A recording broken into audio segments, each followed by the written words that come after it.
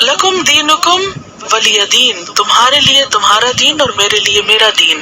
ان کا دین کیا تھا؟ دین شرک تھا، یعنی تم اپنے دین کی پیروی کر رہے ہو اور میرا اپنا دین ہے، یعنی میرا دین تمہارے دین سے مختلف ہے، یہ ایک نہیں ہے۔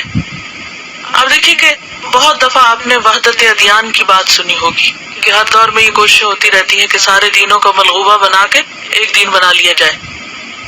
باقی سارے تو اکٹھے ہو سکتے ہیں لیکن اس میں اسلام شامل نہیں ہو سکتا، کیونکہ یہ اللہ کا فیصلہ ہے کیا کہ دین اسلام باقی ادیان سے مختلف ہے، اور صرف مختلف نہیں بلکہ هو الذی ارسل رسولہ بالہدی ودین الحق لیظہرہ علی الدین کلہ ولو کرہ الکافرون۔ تو بات یہ ہے کہ یہ دین باقی ادیان پر غالب ہونے کے لیے ہے، کیونکہ یہ الہامی دین ہے جس میں کوئی شک ہے ہی نہیں۔ صرف یہ وہ واحد دین ہے کہ جس کی کتاب اور جس کی تاریخ محفوظ ترین ہے، جس کتاب میں 1400 سال سے کوئی تبدیلی نہیں ہوئی، اس مقابل کی کوئی کتاب کسی اور کے پاس نہیں ہے۔ اس دین کے لانے والے پیغمبر کی تاریخ حرف بحرف محفوظ ہے، آپ کی سیرت محفوظ ہے، آپ کے بولے ہوئے الفاظ کو لاکھوں کی تعداد میں افراد نے مل کر محفوظ کیا ہے، پوری ایک تاریخ ہے اس کی، اور اس معاملے میں کوئی دوسری قوم اس کے مقابل نہیں۔ لہذا یہ نہیں ہو سکتا کہ ایک سچائی کسی مشکوک چیز میں شامل کر دی جائے۔ سچائی تو روز روشن کی طرح واضح ہے، الگ ہے، اندھیرا اندھیرا ہے اور روشنی روشنی ہے۔ سورۃ الزمر میں آتا ہے قل افغیر اللہ تأمرونی اعبد ایھا الجاہلون، کہہ دیجئے کہ کیا اللہ کے سوا کسی اور کی میں عبادت کروں، اس کا تم مجھے حکم دیتے ہو اے جاہلو؟ یہ تو ہو ہی نہیں سکتا کہ جو شخص ایک اللہ کو ماننے والا ہو پھر وہ ایک اللہ کے ساتھ کسی اور کو بھی شریک کر لے۔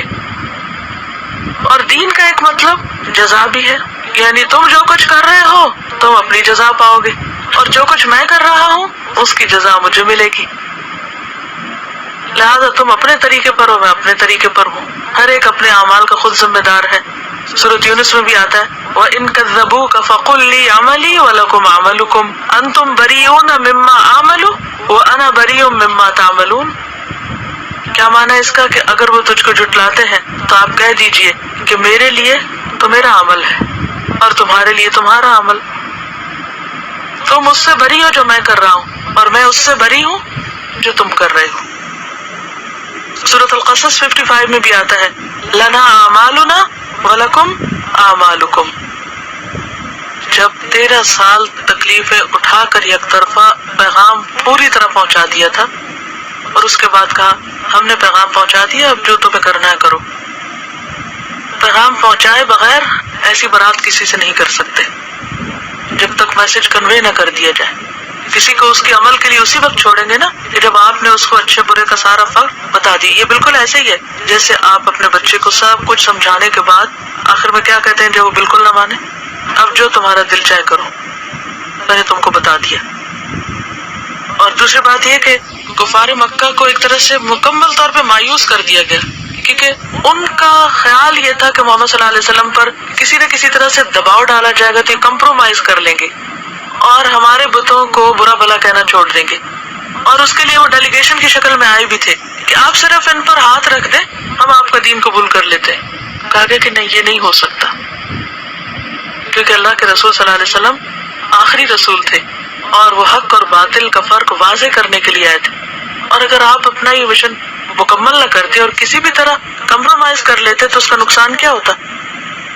آج ہمارے سامنے خیر اور شر کے پیمانے واضح نہ ہوتے، ہم فرق نہ کر پاتے کہ کیا ٹھیک ہے اور کیا نہیں ہے، کیا اچھا اور کیا برا ہے۔ تو بنیادی طور پر بات یہ ہے کہ اس بات کو واضح کیا گیا ہے کہ دین اسلام اور غیر دین ایک نہیں ہے، وہ الگ ہے، وہ الگ ہے۔ جی ہاں، یہ دین خالص ہے، کسی اور چیز کی آمیزش اس میں ہو نہیں سکتی، کی نہیں جا سکتی۔ وآخر دعوانا ان الحمد للہ رب العالمین۔ سبحانک اللہم وبحمدک، اشہد ان لا الہ الا انت، استغفرک واتوب الیک۔ السلام علیکم ورحمۃ اللہ وبرکاتہ۔